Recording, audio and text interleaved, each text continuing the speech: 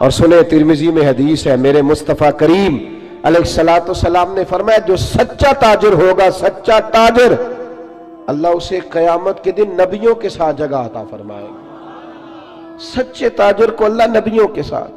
تو بھائی عجیب و غریب معاملہ ہے۔ میں ایک محفل میں تھا چند دن پہلے، تو نقیب محفل نے میرا نام لیا۔ آپ کو پتہ ہے یہ محبت والے ہوتے ہیں، سنگین نقیب جو ہوتے ہیں، پیار والے لوگ ہوتے ہیں، ان کی بھی ڈیوٹی ہوتی ہے نا تعریف کرنے کی، ان کی مجبوری ہے، انہوں نے کرنی ہے، یہ نہیں کریں گے تو ناراض ہو جائیں گے لوگ۔ تو اس نے کچھ ایسے پتہ نہیں کہاں سے بیچارہ رٹا لگا کے یاد کر کے آیا تھا، وہ سارے اس نے نا سارے القاب کٹھے کر کے تو میرے نام سے جڑ دیے۔ اب میں بڑی دیر تلاش کرتا رہا کہ ان القابات کے اندر میں بھلا کہاں پہ ہوں۔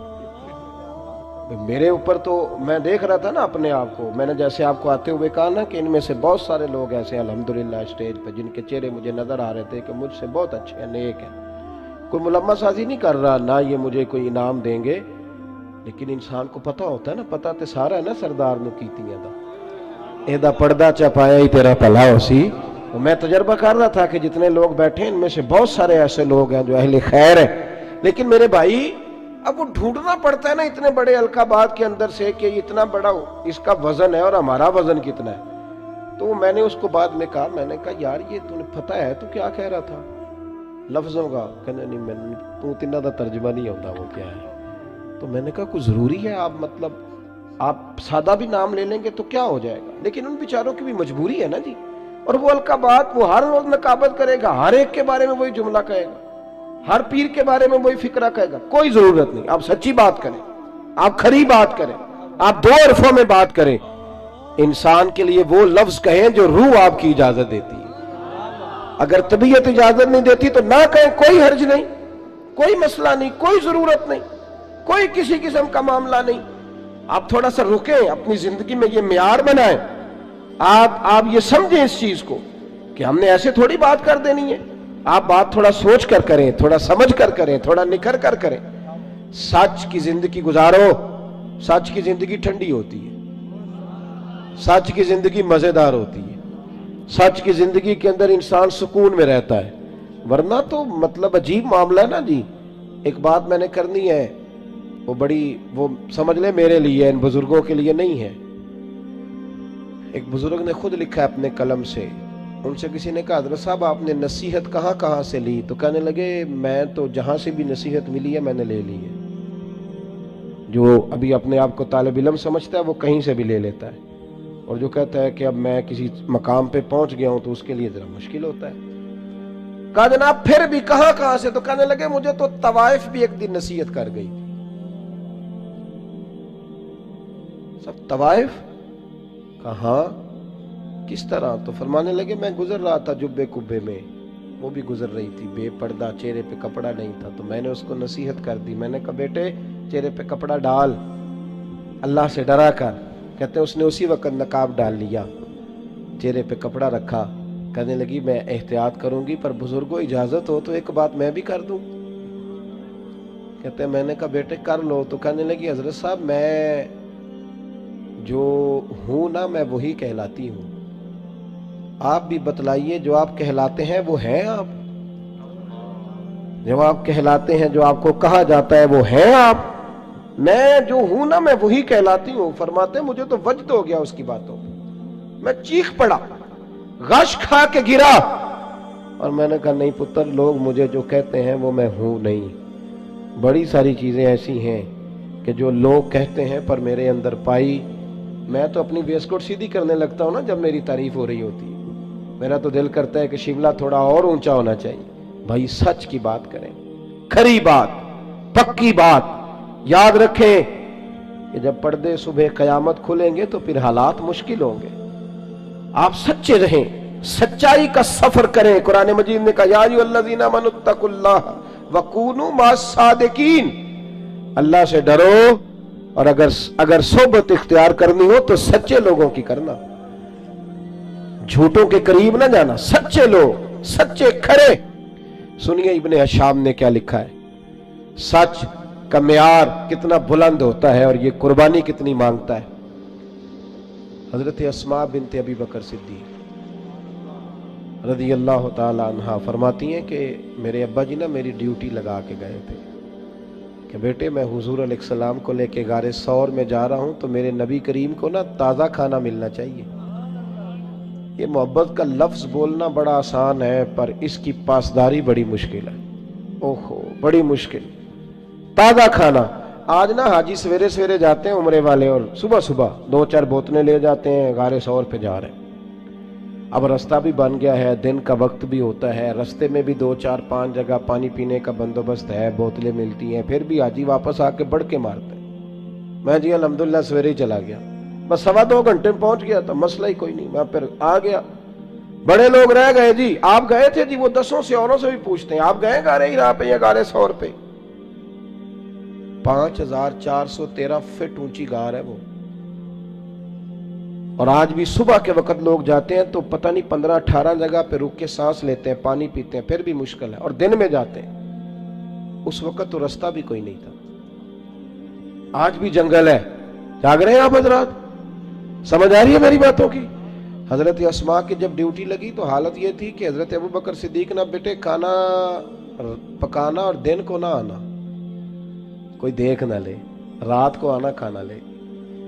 یہ آپ کا ہستا بستا گاؤں ہے، پر 10 بجے رات کو جوان بیٹی اگر ماچس لینے چلی جائے نا دکان پہ تو سویرے شور مچ جاتا ہے، اور باپ ہو سکتا ہے کہ پھر محلے والوں سے نظریں نہ ملا سکے کہ جوان بیٹی۔ عشق کا دعویٰ کرنا بڑا آسان ہے، اور یہ سپیکر جب میرے ہاتھ میں ہوتا ہے تو میں کہتا ہوں ایسے کر دوں گا، میں وہ کر دوں گا، پھر سپیکر کہیں پگڑی، یہ باتیں کرنی تو آسان ہے، جوش دکھانا تو بڑا آسان ہے، پر عمل کرنا اللہ چوں بگویم بمسلمانم بلرزم۔ جب میں کہتا ہوں میں مسلمان ہوں تو میں کانپ جاتا ہوں، جب میں کہتا ہوں یہ لفظ کہ میں حضور کا دیوانہ ہوں۔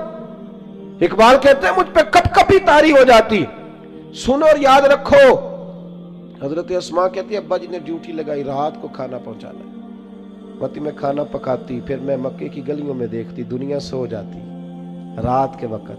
بیٹیاں تو بڑی پیاری ہوتی ہیں نا، اور پھر رات کو بیٹی نکلے، اور عام گھر نہیں، سردار کی بیٹی۔ فرماتی ہیں کبھی کسی نے دستک ہی نہیں دی تھی، کسی کی طاقت ہی نہیں تھی ابوبکر صدیق کے دروازے کو دیکھے، لیکن ایک دن میں کھانا پکا رہی تھی تو میرے دروازے پہ شور ہوا۔ فرماتی ہیں شدید پریشانی کے عالم میں دروازے پہ گئی تو ابو جال کئی لوگوں کو لیے دروازے پہ کھڑا تھا۔ میں باہر نکلی، کیا بات ہے؟ تو کہتی ہیں بھرے مجمع میں اس نے پوچھا، کہنے لگا کہاں گئے ہیں ابوبکر صدیق، کہاں گئے ہیں نبی کریم علیہ السلام کو لے کر، بتاؤ۔ نوجوانوں ذرا غور کرنا، بات بات پہ جھوٹ بولنا کوئی نفع نہیں، پھر بھی جھوٹ، کہاں گئے ہیں؟ تو جناب اسماء کہتی ہیں کہ اب میرے سامنے 2 رستے تھے، اگر میں کہتی تھی کہ مجھے پتہ ہے تو میری وفا اجازت نہیں دیتی تھی، یہ تو ابھی جا کے حضور علیہ السلام کو تکلیف پہنچائیں گے۔ اگر میں کہتی تھی، میری باتوں کی سمجھ آ رہی ہے آپ حضرات؟ ذرا غور کریں کیا کہہ رہا ہوں، اس بات کی نزاکت کو سمجھیں۔ اگر میں کہتی ہوں کہ مجھے خبر ہے تو یہ تو تکلیف دیں گے، اگر میں کہتی ہوں مجھے پتہ نہیں تو یہ جھوٹ ہے، اور حضور اس کی اجازت نہیں دیتے۔ کتنا مشکل کام ہے، کہاں کھڑے ہو کہ کہاں سچ بولنا، اس معیار پہ، اس میدان پہ سچ بولنا۔ کہتی ہے مکے کا چوک، چاروں جانب دشمن اور میں اکیلی، اور وہ بھی عورت۔ فرماتی ہیں پھر میں نے اپنی ساری ہمت جمع کی، ساری طاقت اکٹھی کی، میں نے فیصلہ کیا کہ میں جھوٹ نہیں بولوں گی کیونکہ میں ابو بکر کی بیٹی۔ فرماتی ہے میں نے ارادہ کر لیا، اب میں وفا بھی بچاؤں گی، دین بھی بچاؤں گی۔ اس نے پوچھا بتائیے کہاں ہے، جب زور سے بولا تو میں نے کہا ابو جان سن، پھر سن، مجھے خبر ہے وہ دونوں کہاں ہیں، پر تیرے اندر طاقت ہے تو پوچھ کے بتا، میں تمہیں بتاؤں گی نہیں وہ دونوں کہاں ہیں، ہے طاقت تو پوچھ کے بتا۔ ہاں جے محبوب بلاوے ایک دم تے سر نو پیر بنائیے، وہ سر منگے تے سر دے دئیے، پھر کدے بھی دیر نہ لائیے تے یار دا کدے بھی گلا نہ کریے، پاواں سینک دے ہی مر جائیے، او سجنا یا تے لائیے ہی نہ، تے جے لائیے تے پھر توڑ نبھائیے۔ کہا بتاؤں کہ نہیں؟ بھرے بازار میں، مکے میں ابو جال کو یہ بات کی۔ جب انسان دلیلوں سے عاجز آتے ہیں پھر لڑائی کرتے ہیں، दलील पास नहीं होती फिर लड़ाई करते हैं। अबू जाल ने एक थप्पड़ मार दिया बेटी के मुंह पर। फरमाती हैं कभी किसी ने दरवाजे को नहीं देखा था, थप्पड़ लगा तो मैं जमीन पे गिरी, नीचे पत्थर था, मेरा कान पत्थर को लगा तो बाली फट गई, खून निकला। जनाब अस्मा कहती हैं मैं उसी हाल में फिर उठी। लोग अबू जाल को पकड़ के ले गए, तो औरतों के मुंह लगता है, चल ये अरबों का शेवा नहीं। उसको ले गए। कहती है मैं उसी हालत में उठी, खून साफ किया, फिर मुंह पे चादर लपेटी, फिर खाना पकाया, फिर मैंने ज्यादा अंधेरा करने की कोशिश की। जब लोग सो गए, चेहरा लपेट के मैं गारे सौर तक गई। फरमाती हैं जब मैं वहां पहुंची तो पहली नजर जनाब सिद्दीक अकबर की लिपटे हुए चेहरे पे पड़ी। पुत्र खैर है, तबीयत ठीक है? पता है ना बेटी तो रात को टेलीफोन पे सही बात ना करे तो अब्बा सो नहीं सकता सारी रात। पता नहीं उन कुड़ी नु की गल है, बोली नहीं सही। कहती है हजरत सिद्दीक अकबर फरमान, क्या हुआ? कुछ नहीं अब्बा जी, मैं खाना लाई हूं। बेटे खाना छोड़, माजरा क्या है वो बता। कुछ नहीं अब्बा जी। जब 2-3 दफा पूछा तो नबी करीम अलैहिस्सलाम ने फरमाया, अस्मा बताती क्यों नहीं? अबू बकर परेशान है। तो कहती है मैंने वो कपड़ा हटाया तो खून फिर बहने लगा। क्या हुआ? अर्ज की हुजूर आज अजीब दोराहा था, सच भी बचाना था और वफादारी भी बचानी थी। अजीब मामला था, सच भी बचाना था और वफादारी भी। हुजूर अल्लाह ने फजल किया है, मेरी दोनों चीजें बच गई, सच भी वफा भी, मैं बचा करके आई हूं। हुजूर उसने थप्पड़ मारा है तो कान फट गया है।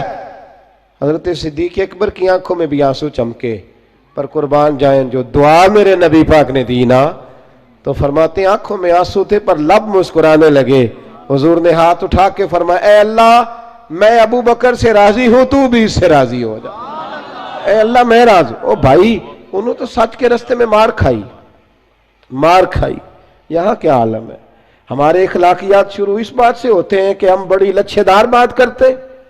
अखलाकियात का माना यह है कि हम लोगों को शीशे में उतारने का फन जानते। अखलाकियात का माना यह है कि हम दूसरे की नफ्सियात पे सही कब्जा जमा लेंगे।